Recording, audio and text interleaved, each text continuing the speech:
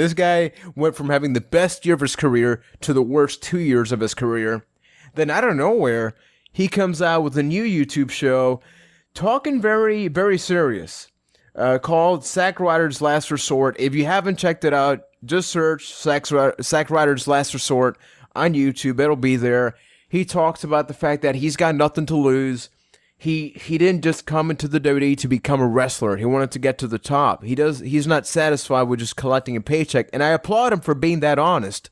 But it's too little, too late. Am I the only one? And this is coming from a guy, I was saying, for the record, I was saying woo woo woo, you know it, and you guys know that, 2 years before he ever said that on TV. 2 years, and I'm saying it's too little, too late. I don't think there's a place for the Ryder revolution anymore, just because of everything that Daniel Bryan has going on. I don't think there's any hope in hell that two things can coexist. And I don't know if it's true. I'm not a backstage person, but apparently a lot of people hate Zack Ryder backstage because of the whole internet thing he did for himself. He's not like a WWE made guy. He went it for himself. So couldn't this just be a way for them to hate him a little more at the end of the day? At this point, the guy has absolutely nothing to lose. He's never on TV unless it's superstars. So I commend him. I actually do, because I feel like he has absolutely nothing to lose. Why not go out there, speak your mind? He could be on WrestleMania. He could get eliminated in a second during the Battle Royal. He probably will. But I actually commend the guy for going off, doing his own thing again, not relying on WWE, because the guy was not getting any time.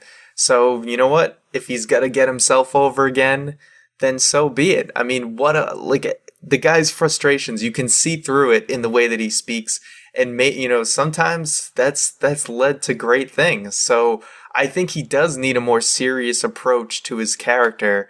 So I think this is a good start for him, and I hope it leads somewhere, because if the guy's got the passion and the will to do it, then I think he can go places.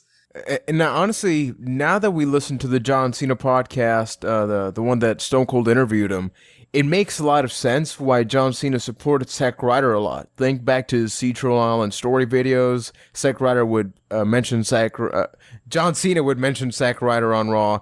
And in that podcast, Cena said, guys just can't be so afraid to speak out, to go against the machine. Here's the first guy that probably did it in a long-ass while. And I still think he's a big part of why the WWE YouTube channel is a lot better than it was before. So once again, I applaud him for that. The problem, I think, is that ever since he went over, he never transitioned. His character never grew. He was still the guy that was supposed to be pushed. And it's like, dude, you have the ball. Like, you don't need to be that guy anymore. You can move on. And the people sort of caught on that, and then it went sour. So I do think it's cool that he's doing it. Keep doing it. I don't know if it'll lead to something, but at least for me as a fan, it's entertaining. So let's just see where it goes. Hey, if you like this clip, you can check out full shows over at ByteThat.com, as well as iTunes and Stitcher by searching Byte That. Also, send us questions through Twitter at ByteThatCast or email ByteThatCast@gmail.com.